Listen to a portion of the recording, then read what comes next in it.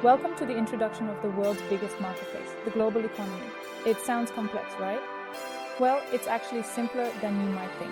Imagine a giant marketplace, but instead of your town, it spans the entire world. Countries are like vendors, each offering unique products and services. This marketplace never closes. Goods, services, and money flow across borders constantly. This interconnected web of trade and finance is what we call the global economy. It impacts our lives daily, even if we don't realize it. Think about the clothes you wear or the phone in your pocket. Chances are they were made in another country. This is a direct result of globalization, the process of countries becoming more economically linked. Understanding the basic principles of this global marketplace can help us make sense of the news, make informed decisions, and appreciate our interconnected world. At the heart of the global economy lies production and trade. Countries specialize in producing certain goods or services. This is called specialization. They then trade these goods and services with other countries. Take coffee, for example. Brazil is a major coffee producer. They export coffee beans to countries all over the world, including the United States. In return, Brazil might import cars from Germany or electronics from Japan. This exchange of goods and services benefits everyone involved. Countries can focus on what they do best, leading to increased efficiency and lower costs. Consumers benefit from a wider variety of goods and services at competitive prices. Globalization has led to complex supply chains, where different parts of a product are made in different countries.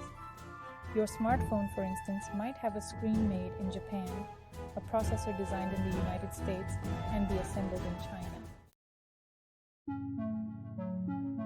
In the global marketplace, each country uses its own currency. The United States uses the dollar, Japan uses the yen, and the European Union uses the euro. When countries trade, they need to exchange their currencies.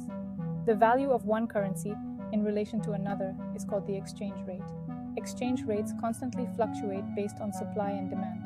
If demand for a currency is high, its value will increase. Changes in exchange rates can have a big impact on international trade. If the value of the US dollar falls, American goods become cheaper for buyers in other countries. This can boost US exports. However, a weaker dollar also makes imported goods more expensive for Americans. This can lead to inflation, where prices of goods and services rise.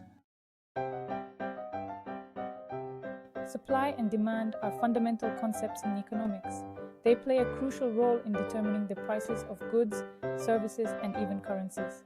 Simply put, supply refers to the amount of a product or service available. Demand, on the other hand, is the amount that consumers are willing and able to buy. The interaction of supply and demand determines the market price. If demand for a product is high, but supply is low, the price will generally increase. This is because consumers are competing for a limited quantity. Conversely, if supply exceeds demand, prices will typically fall. In the global economy, supply and demand are influenced by a multitude of factors. These include consumer preferences, production costs, technological advancements, and government policies. Section 5, Wall Street and Beyond, a glimpse into financial markets.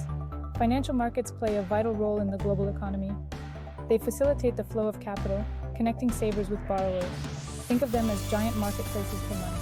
One of the most well-known financial markets is the stock market. Here, investors buy and sell shares of publicly traded companies. When companies perform well, their stock prices tend to rise. Another important financial market is the bond market. Governments and corporations issue bonds to raise capital.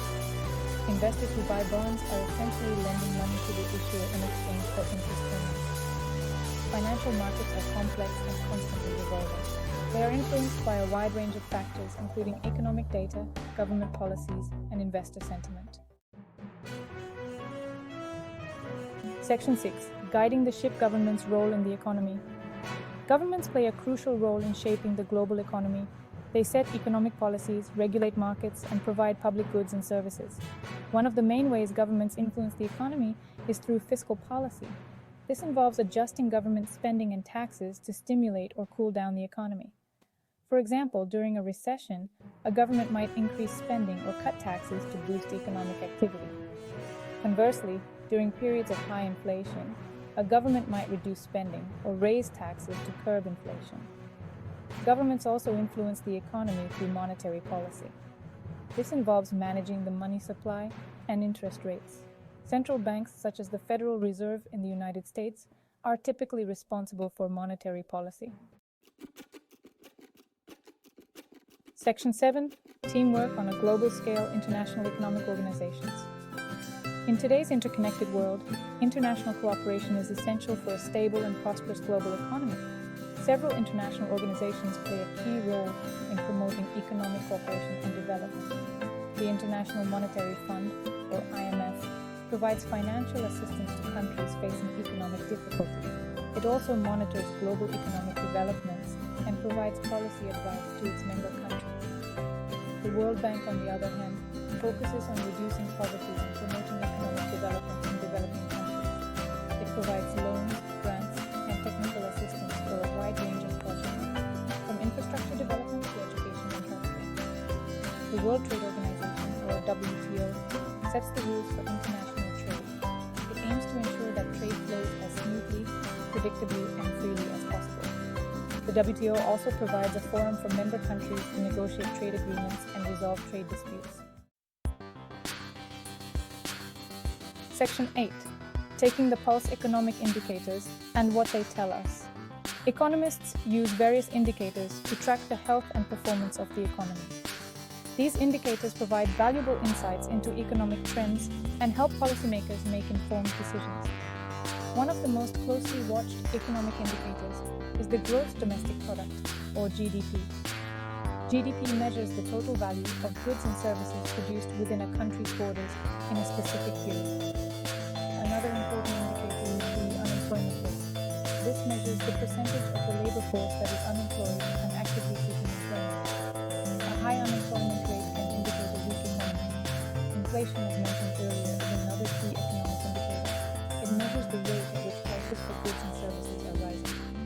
High inflation can erode purchasing power and hurt economic growth. Section 9. The interwoven economy, a final word. The global economy is a complex and dynamic system, constantly evolving in response to a multitude of factors.